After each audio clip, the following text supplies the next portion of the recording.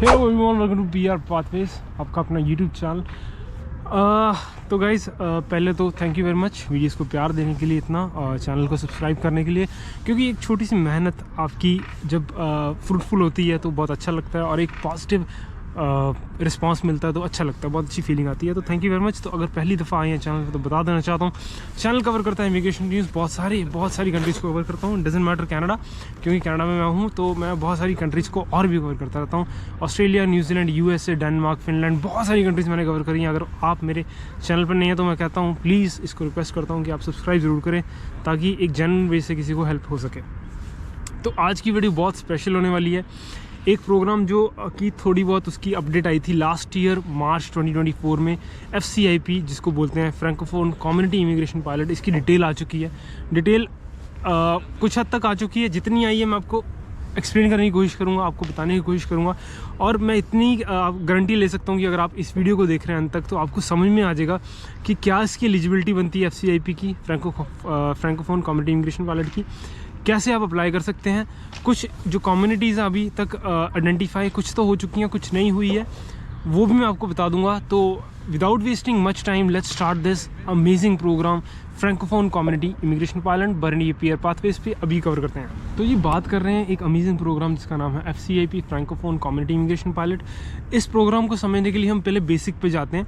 ये प्रोग्राम क्या कर रहा है बेसिकली, तो बेसिकली गवर्नमेंट ऑफ कनाडा ने, इसके इमिग्रेशन डिपार्टमेंट ने ये बोला कि जो भी फ्रैंकोफोन है इनको कैसे हम PR दे सकते हैं, कैसे इनको पक्के कर सकते हैं। तो इसके लिए एक स्पेशल प्रोग्राम इन्होंने निकाला। लास्ट ईयर अनाउंसमेंट हुई थी, दिसंबर 2024 में इसकी थोड़ी सी डिटेल आई है। जितनी डिटेल आई है रीसेंट अपडेट्स के अकॉर्डिंगली आपको बता रहा हूँ आज। तो क्यूबेक के बाहर इन्होंने कुछ कम्युनिटीज़ को आइडेंटिफाई किया और वहाँ पर अगर आपके पास एक जॉब ऑफर होता है, अगर आपके पास डेजिग्नेटेड एम्प्लॉयर का जॉब ऑफर होता है, तो आप अपना FCI में लगा सकते हैं फाइल। बहुत ही अमेजिंग का प्रोग्राम है, क्योंकि इतनी बड़ी कोई रिक्वायरमेंट नहीं है। आपको जॉब ऑफर चाहिए कुछ, अगर आप कनाडा में पढ़ चुके हैं तो आपका वेव ऑफ हो जाएगा, एक्सपीरियंस भी मैं कवर करता हूँ आगे। अगर आप कनाडा में नहीं पढ़ चुके तो 1 साल का वर्क एक्सपीरियंस चाहिए, सारी डिटेल कवर करूँगा। तो ये बेसिक है FCIP का। और कम्युनिटीज़ के बारे में आपको बताता हूँ, कम्युनिटीज़ कौन कौन सी सिलेक्टेड हैं। इन कम्युनिटीज़ में हाँ, अभी एक लिस्ट नहीं आई है, वो मैं बाद में बताऊँगा। पहले हम 3 चीज़ों को समझ लेते हैं कि इसके बेसिकली स्टेक होल्डर्स कौन कौन से आते हैं। पहले मैं स्टेक होल्डर्स को कवर करूँगा, फिर उसके बाद कम्युनिटीज़ को बताऊँगा। थर्ड जो स्टेप में मैं आपको बताऊँगा इसमें एलिजिबिलिटी क्या बनती है, क्या क्या डॉक्यूमेंट्स की रिक्वायरमेंट है। तो बने रहिए, अभी कवर करते हैं। Thank you. तो बात कर रहे हैं 3 बेसिक स्टेक होल्डर्स की। पहला जो स्टेक होल्डर आता है वो डेजिग्नेटेड कम्युनिटी है, क्योंकि इस प्रोग्राम को समझने के लिए ये स्टेक होल्डर समझना ज़रूरी है। तो पहला आता है डेजिग्नेटेड कम्युनिटीज़। तो communities outside of Quebec chosen by ministry of immigration. जो कम्युनिटीज़ आउटसाइड ऑफ क्यूबेक के, कम्युनिटीज़ का मतलब यहाँ पे छोटे छोटे टाउन्स या शहर हो सकते हैं, उनको कम्युनिटीज़ कहा गया, उनको डेजिग्नेटेड कम्युनिटीज़ का नाम दिया गया। दूसरा इंपॉर्टेंट इसका स्टेक होल्डर आता है जिसको बोला गया इकोनॉमिक डेवलपमेंट ऑर्गेनाइजेशन। तो इकोनॉमिक डेवलपमेंट ऑर्गेनाइजेशन कौन सी है? जो कम्युनिटी की कुछ ऑर्गेनाइजेशन जो मिनिस्ट्री के साथ काम करें, जो नॉमिनेट करें लोगों को, जो जॉब ऑफर दे, तो बेसिकली उनको डेजिग्नेटेड और इकोनॉमिक डेवलपमेंट ऑर्गेनाइजेशन बोला गया। Third, designated employers. Designated employers क्या होंगे?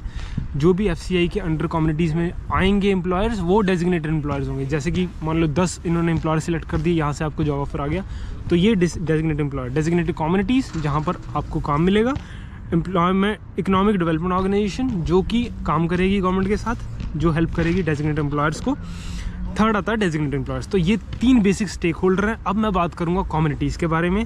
अभी कवर करते हैं कम्युनिटीज़ कितनी है, ज़्यादा नहीं है, अभी लिस्ट शायद बढ़ेगी, जितनी है आपको बताता हूँ, अभी कवर करते हैं। तो बात कर रहे हैं FCI की कम्युनिटीज़ की। कम्युनिटीज़ में सबसे पहली जो कम्युनिटी आती है वो है अकाडियन पेनिनसुला। अकाडियंस, इसकी हिस्ट्री डिफरेंट है, मैं कवर नहीं करूँगा इसमें। अकाडियन पेनिनसुला में आता है न्यू ब्रंसविक, सडबरी एक टाउन है, टिमन्स है ओंटारियो में। सुपीरियर ईस्टर्न रीजन में की बात करें तो सेंट पियर जॉयल है, जो कि मैनिटोबा का पार्ट है। केलोना, ब्रिटिश कोलंबिया। तो ये अभी कम्युनिटीज़ आइडेंटिफाई की गई हैं, 3-4 कम्युनिटीज़ हैं।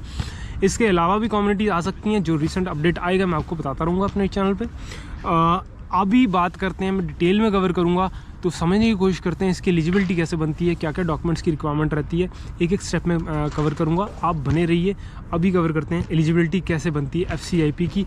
आई बेट अगर आपने ये वीडियो अंत तक देखी तो आपको समझ में आ जाएगा कि रिक्वायरमेंट क्या है और आप खुद ब खुद फाइल कर सकते हैं अपना FCIP।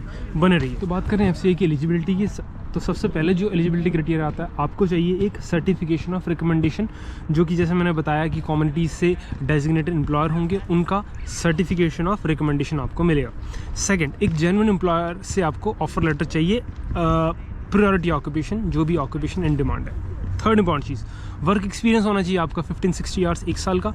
इसमें एक एक्सेप्शन आती है, अगर आप इंटरनेशनल ग्रेजुएट है, कम्युनिटी में स्टडी की है आपने, तो आपका वर्क एक्सपीरियंस वेव ऑफ हो जाएगा। थर्ड हो गया। चौथा इंपॉर्टेंट चीज़, लैंग्वेज की रिक्वायरमेंट। लैंग्वेज की रिक्वायरमेंट ये बोलता है कि अगर आपने फ्रेंच की हुई है और आपका फ्रेंच स्कोर लेवल 5 का है तो आप इसमें एलिजिबल हो जाते हैं। चौथी इंपॉर्टेंट चीज़ एजुकेशन का है। एजुकेशन का बेसिकली क्या होता है कि हाई स्कूल होता है बेसिकली, चेंज भी हो सकता है, वो बाद में मैं कवर करता हूँ, डिटेल में कवर करता हूँ। इंटेंट टू रिजाइड होना चाहिए कम्युनिटी में। इसमें जो बेसिक चीज़ मिस कर जाते हैं ज़्यादातर यूट्यूबर्स, मैं अभी कवर करूँगा। इसमें एक नेसेसरी फ़ंड की रिक्वायरमेंट है। अभी तक I think I don't know अगर किसी ने कवर करा है कि नहीं, बट मैं इसकी एक रिक्वायरमेंट है मिनिमम फंड्स की, वो मैं अभी कवर करता हूँ एक एक करके डिटेल में। तो आपको समझ आ चुका है कि क्या क्या है इसमें, कि एक सर्टिफिकेशन ऑफ रिकमेंडेशन है, जेन्युइन एम्प्लॉयमेंट लेटर होना चाहिए, वर्क एक्सपीरियंस होना चाहिए, लैंग्वेज होना चाहिए, एजुकेशन होना चाहिए, इंटेंट टू रिजाइड और नेसेसरी फंड्स। तो वर्क एक्सपीरियंस का एक सब कैटेगरी आती है, वो बतानी है आपको। लैंग्वेज प्रोफिशिएंसी बताता हूँ, और एजुकेशन तो आपको मैंने बता ही चुका है। नेसेसरी फंड्स, ये 3 चीज़ें मैं अभी कवर करता हूँ बने रही वीडियो में। पहले मैं कवर कर देता हूँ कि लैंग्वेज रिक्वायरमेंट क्या है, डिटेल में बता रहा हूँ। जैसे इसमें इन्होंने बोला है कि CLB 5 की रिक्वायरमेंट है आपको फ्रेंच की, तो CLB 5 कैसे लिया जा सकता है, NCLC लेवल बोलते हैं इसको। इसमें अगर लेवल 5 की बात करे जाए तो रीडिंग में 532 से लेके 392 के बीच में होता है, राइटिंग में 330 से 378 के बीच में, लिसनिंग में 352 से 392 के बीच में, अगर स्पीकिंग की बात करें तो 387 से 421 के बीच में। मतलब बहुत बड़ी रिक्वायरमेंट नहीं है। अगर आपकी नॉर्मल इंटरमीडिएट लेवल की फ्रेंच है तो आप इस प्रोग्राम के लिए एलिजिबल होते हैं। बहुत मज़ेदार का प्रोग्राम है। आई रिकमेंड, अगर आपकी फ्रेंच की नॉलेज है थोड़ी बहुत भी, इसे ज़रूर अवेल कीजिए। एक ये गोल्डन अपॉर्चुनिटी है, स्पेशली अगर आप कनाडा में हैं, PR कराना चाहते हैं, तो बहुत अमेजिंग का प्रोग्राम। ये है बेसिक रिक्वायरमेंट लैंग्वेज की। अब मैं आपको बताऊँगा जो नेक्स्ट रिक्वायरमेंट है, सेटलमेंट फ़ंड्स की बताना है, एजुकेशन असेसमेंट की बता देता हूँ। अच्छा, जैसे मैंने आपको बताया था कि अगर आपने 2 साल का कोई प्रोग्राम किया है इन पर्टिकुलर कम्युनिटीज़ में, तो आपकी वर्क एक्सपीरियंस की जो रिक्वायरमेंट है वो वेव ऑफ हो जाती है। तो आपको वर्क एक्सपीरियंस नहीं करना पड़ेगा, तो आप डायरेक्टली कर सकते हैं फाइल इसको। तो सेटलमेंट फ़ंड की बात कर देता हूँ। सेटलमेंट फ़ंड में ये है कि अगर आपके नंबर ऑफ़ डिपेंडेंट्स बढ़ते जाएंगे तो सेटलमेंट फ़ंड भी बढ़ता जाएगा। फॉर एग्जांपल, अगर आपका नंबर ऑफ़ फैमिली मेम्बर्स 1 है, यानी कि आप खुद है, तो आपका 7963 होना चाहिए। नंबर ऑफ़ फैमिलीज अगर 2 है तो 9692, ऐसे करके बढ़ता जाएगा। मैं डिस्क्रिप्शन में लिंक डाल दूँगा, आपके लिए थोड़ा ईजी हो जाएगा। तो ये थी सेटलमेंट रिक्वायरमेंट की फ़ंड। अब मैं आपको जो मैंने बताना है वो है जॉब ऑफ़र का, या फिर नॉट द जॉब ऑफ़र। जो मैंने आपको बताना है वो है एजुकेशन वाला। एजुकेशन वाला कैसे है रिक्वायरमेंट वेव ऑफ होती है, वो बताता हूँ। अच्छा, जैसे मैंने आपको बताया था कि यहाँ पर 1 साल की एलिजिबिलिटी रहती है आपका वर्क एक्सपीरियंस का।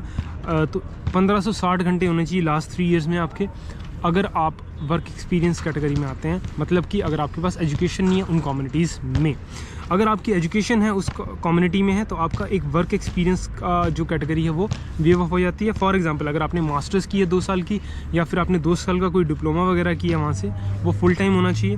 आपके जो क्रेडेंशियल है वो 18 महीने no more than 18 months before applying. 18 महीने के बाद नहीं अप्लाई करना चाहिए आपको, विद इन 18 महीने। अगर और आप कम्युनिटी में रिजाइड करते हैं 16 से 24 महीने के बीच में, तो आपकी एलिजिबिलिटी बनती है इस प्रोग्राम के लिए। तो ये बड़ी इंपॉर्टेंट चीज़ है, ये कवर नहीं करते लोग।